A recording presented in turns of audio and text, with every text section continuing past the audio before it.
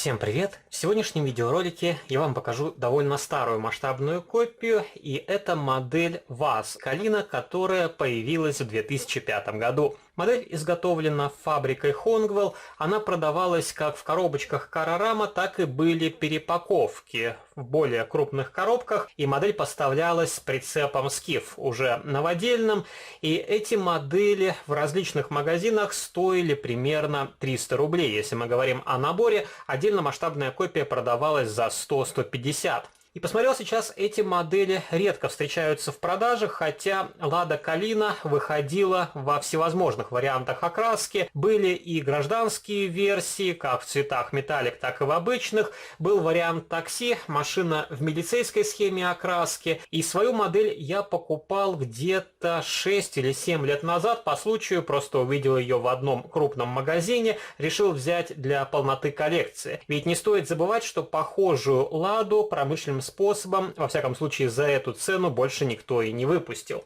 И у меня в коллекции также есть Chevrolet Niva от Карорамы. На эту модель я тоже давно делал детальный видеообзор, но просто хочу вам показать, как выглядит упаковка у этого бренда, если, например, вы увидите похожую модель в продаже.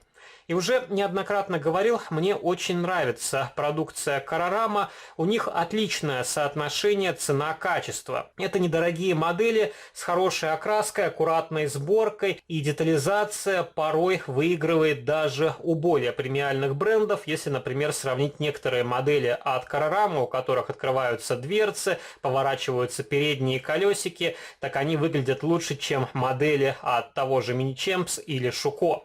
И давайте распакуем коробочку, посмотрим на этот экземпляр поближе. И в такой упаковке с надписью «Мир отечественных моделей» также продавались модели Агат, уже новодельные, и упаковывали некоторые журнальные изделия, и особо забавно смотрелся какой-нибудь старый Москвич 407 с современным прицепом Скиф. И я вам покажу, какие отличия у этой масштабной копии. У меня такое ощущение, что просто какой-то магазин закупал продукцию Хонгвелл, вынимал модели из коробочек, просверливал два отверстия для установки небольшого фаркопа, как раз вы видите отверстие на задней части, и вот таким образом выглядит фаркоп. И, скорее всего, это универсальная деталь. Если ее поставить на данный автомобиль, то получается сам набалдашник спрятан под задним бампером, и по-хорошему нужно удлинять саму конструкцию, чтобы прицеп можно было установить на данный фаркоп. И вот так выглядит эта масштабная копия. Очень симпатичный темно-бордовый цвет металлик. Затрудняюсь ответить, какому коду соответствует данный окрас. Если кто из вас знает, поделитесь информацией в комментариях. И эта модель вполне копийна. Она хорошо повторяет очертания настоящего автомобиля. И опять же, если мы говорим о относительно недорогих масштабных копиях, то тут огромное количество преимуществ. Это и окрашенные сиденья в салоне, также установили небольшие тормозные диски и суппорта. Правда, эти детали вращаются вместе с колесным диском, и, скорее всего, можно сделать небольшую доработку, внутреннюю деталь вклеить к днищу модели, и тогда она будет стоять на месте. Также, если вы посмотрите, у машины вполне хорошо сделана светотехника. Вместо регистрационных знаков табличка с надписью ВАЗ-2118, окрашены в цвет кузова зеркала заднего вида, и также на панели приборов там по печатью нанесли различные датчики. Я думаю, тоже их можно увидеть через окошки. На заднем диване 3 подголовника, отлично проработаны фонари, обозначены сектора заднего хода, но нижняя часть почему-то окрашена оранжевым лаком. И, по-моему, поворотники были в центре на данных автомобилях, если ошибаюсь, поправьте в комментариях. И есть шильдик «Ладья», надпись «Лада» и наименование автомобиля Калина. Эти элементы нанесены тоже там по печатью. И давайте покажу вам для сравнения модель внедорожника от того же Хонгвелл. Она стоила Примерно так же у меня в коллекции две таких Chevrolet Niva. Одна модель в таком цвете, что-то похожее на красно-оранжевый. Тоже не знаю настоящий код краски. Кто знает, напишите в комментариях. А второй автомобиль у меня в черном варианте окраски. И на обе модели давно я делал детальные видеообзоры.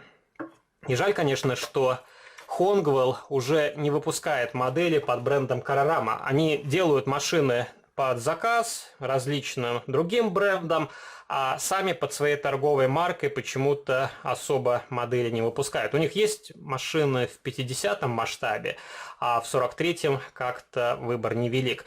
И у нас одно время такие модели продавали в обычных супермаркетах. Можно было пойти в детский отдел, и там было огромное количество Carroramы за 3-5 евро. Самая дорогая модель, которая мне попадалась, была в наборе с прицепом. Их продавали за 9 евро. И помню одно время, когда можно было приобрести практически весь ассортимент мотоциклов. И именно тогда я пополнил ими свою коллекцию, и на некоторые мотоциклы я делал видеообзоры, некоторые модели до сих пор не показал. Если у вас будет интерес, то напишите в комментариях, я тоже их поищу и покажу в одном из своих будущих видеороликов. Вот так выглядит нижняя часть, вполне хорошая проработка днища, условно изображен задний мост, передний мост, также раздаточная коробка, выхлопная труба, крепление для установки модели на подставку и логотип Honeywell. И модели отлично смотрятся на одной полке друг с другом. Вполне хорошие модели. И давайте я распакую прицепчик, мы его тоже рассмотрим. Тут довольно забавная схема окраски, не совсем типичная для таких прицепов.